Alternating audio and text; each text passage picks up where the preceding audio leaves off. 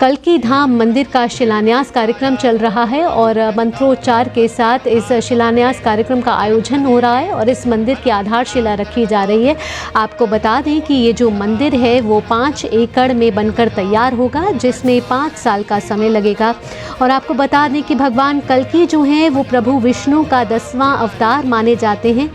और संभल में बनने जा रहे श्री कल्की धाम को विश्व का सबसे अनोखा मंदिर कहा जा रहा है।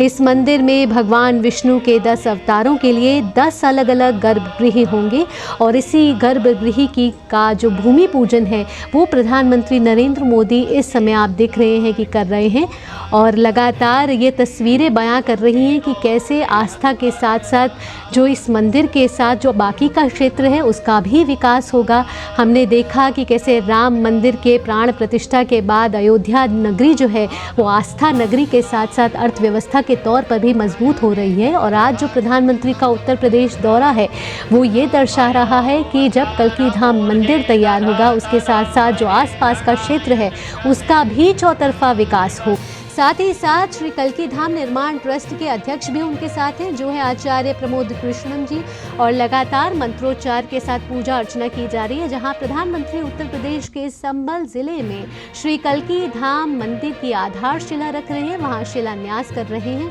और आपको बता दें कि श्री कल्की धाम निर्माण ट्रस्ट के जो अध्यक्ष हैं आचार्य प्रमोद कृष्णम जी, उनसे मुलाकात कर प्रधानमंत्री को इस मंदिर के शिलान्यास का आमंत्रण दिया गया था आचार्य जी के द्वारा और अब जो है श्री कल्की धाम मंदिर का शिलान्यास हो रहा है।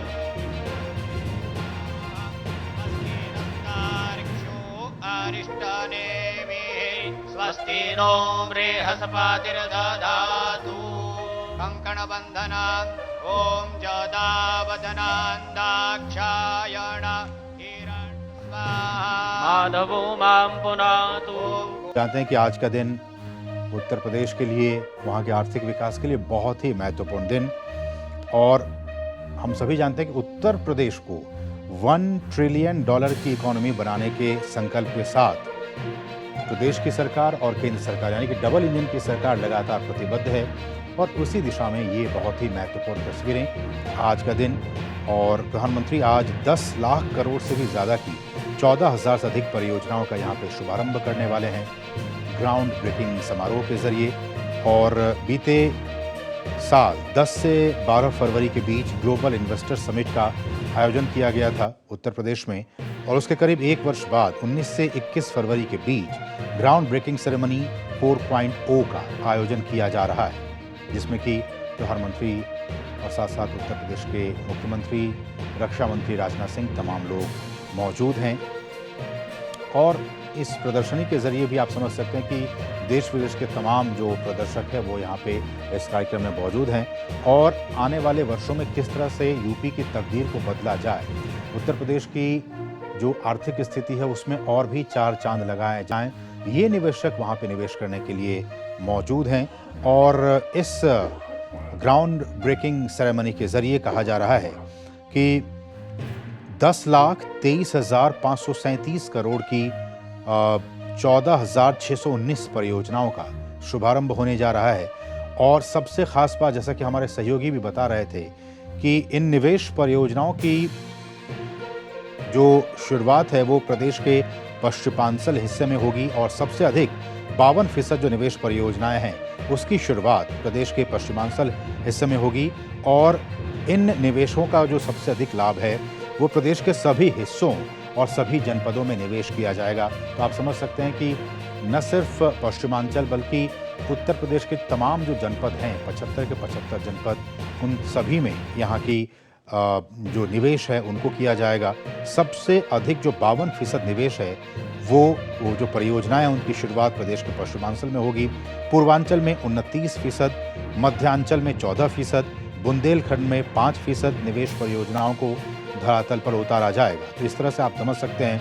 कि हर क्षेत्र में जो निवेश परियोजनाएं हैं उनकी शुरुआत होगी। और प्रदेश के 75 में से 19 जिले तो ऐसे हैं जिन्होंने निवेश का जो 100% लक्ष्य है उससे भी ज़्यादा हासिल कर लिया है। इसलिए सरकार की कोशिश रहती है कि जो निवेशक सम्मेलन है उनको आयोजित करती रहती है सरकार, ताकि जो निवेशक हैं, देश विदेश के निवेशक, वो यहाँ आ सकें और उत्तर प्रदेश के तमाम ज़िलों में वो निवेश कर सकें। और इसलिए भी हमने कहा कि 19 ज़िले तो ऐसे हैं जिन्होंने निवेश का जो लक्ष्य है 100% उससे भी ज़्यादा हासिल कर लिया है। और आपको बताऊं उन ज़िलों के नाम, तो एटा उसमें आगे है। एटा ने 354% निवेश लक्ष्य हासिल किया है। सीतापुर ने 145%, शाहजहांपुर ने 127%, सोनभद्र ने 121%, चंदौली ने 117%, मुजफ्फरनगर और मुरादाबाद ने 114%,